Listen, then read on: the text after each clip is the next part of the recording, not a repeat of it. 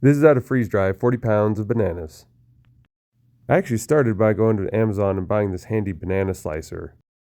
Anytime you're freeze drying, you want the thickness of the food to be as consistent as possible, so having this banana slicer made it really easy to have really consistent results. For most fruit and vegetables, you want to be a little over a quarter-inch thick. You can go up to a half-inch thick, but that's about the thickest that I would go because otherwise it starts to take really long to get the food done. Here we're actually pre-freezing the bananas to try and save some time on the next loads.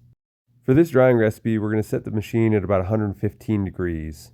With the Blue Alpine machine, we're also going to want to set the pressure between 600 and 1200 millitorr. But if you'd like to keep it simple, just use the pre-programmed fruit recipe. With fruit, you're always going to want to use a less aggressive cycle, so this just means that you want to use less pressure and less temperature. This is going to make the cycles take a little bit longer than something like meat, but the result is going to be a lot better. There's a fancy word in freeze drying called the eutectic temperature. Staying below the eutectic temperature with fruit is super important. If you get above the eutectic temperature, the fruit will become soft and will never dry, and it just simply won't preserve well. For most fruits, the eutectic temperature is between 105 and 120 degrees Fahrenheit.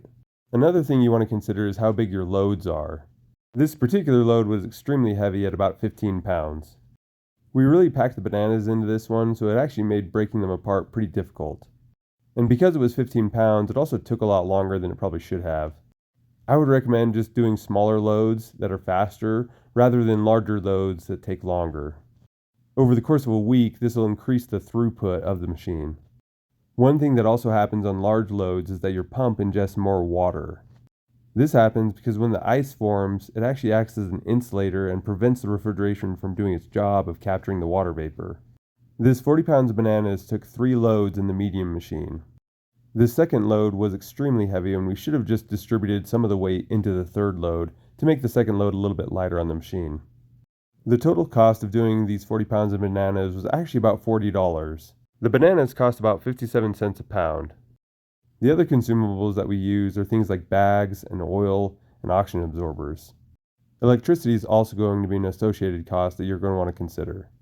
Packaged like this, these bananas should last about 30 years and retain about 90% of their nutrition. My kids did eat a few of these before they got packaged, but this is roughly what 40 pounds looks like once it's packaged up. Feel free to check us out at bluealpinefreezedryers.com. Thanks for watching.